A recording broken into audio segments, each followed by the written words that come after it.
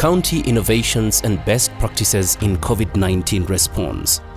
Since the confirmation of the first COVID-19 case in Kenya in March 2020, counties quickly came up with local initiatives, innovations and solutions to contain the virus.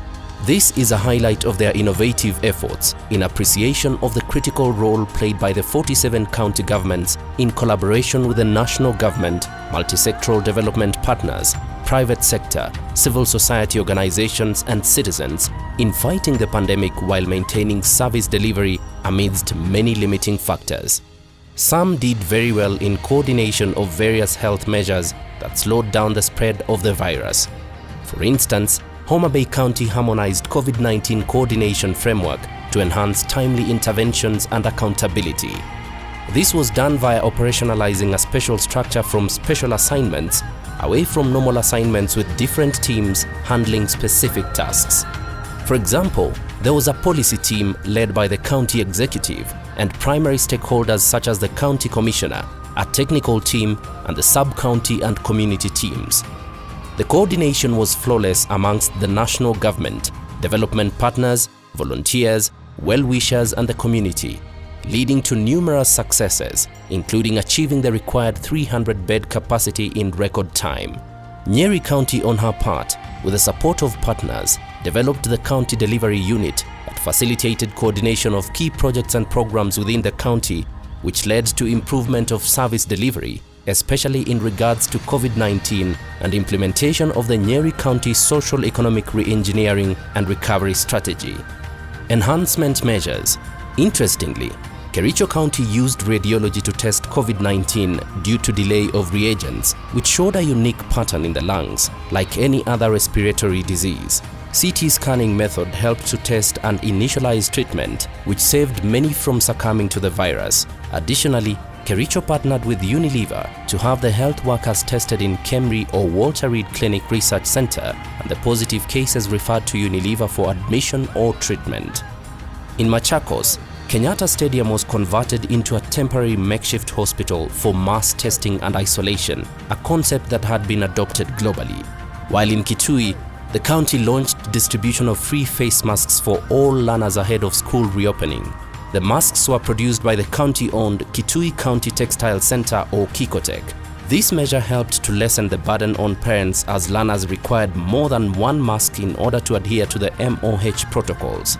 The Migori County Government Health Department, in collaboration with the national government, deployed healthcare workers at the GK Prison Treatment Center, which had been dedicated to handle COVID-19 cases. Most of the office spaces and rooms at the GK prison in Migori were converted to treatment rooms and holding areas. This enhanced adherence to the MOH protocols at the prison and reduced the exposure of inmates. In Kajiado, the county partnered with private sector players and developed a web and mobile-enabled virtually integrated system dubbed M-Riziki, which facilitated the flow of relief food and other items from donor to beneficiaries through pre-selected shops. It helped to avoid crowding as they collected food relief items. M-Riziki reached thousands of Kajiado residents. Gender. In partnership with Mombasa County GBV Technical Working Group, the county opened a toll-free line and set up a situation room for survivors for gender-based violence, prevention and reporting in 2020. The county has an efficient referral system, which has led to survivors from the neighboring counties reaching out.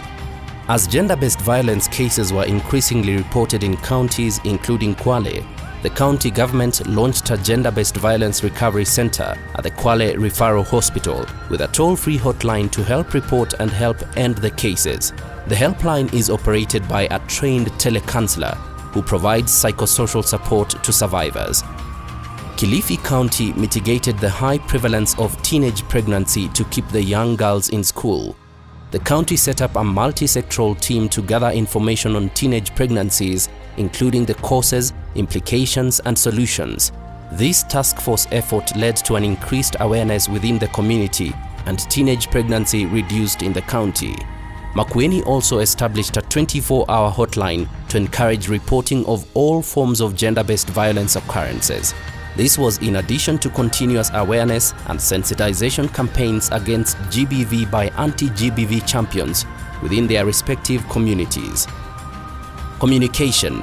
Kisumu County established a response call center which provided timely and critical information, referral and linkages at the peak of the emergency around June 2021.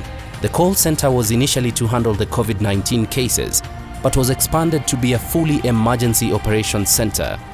The center would receive up to 200 signals daily and was able to respond to distress calls and save lives. Due to the uniqueness of the county, Lamu used a town crier who rode a donkey with a portable speaker. The town crier informed the residents on county budget processes, universal health coverage, and COVID-19 mitigation measures. Only a donkey could access the narrow streets and was able to reach more people. While COVID-19 has in a short span cost lives and disrupted livelihoods of many, there have been positive changes.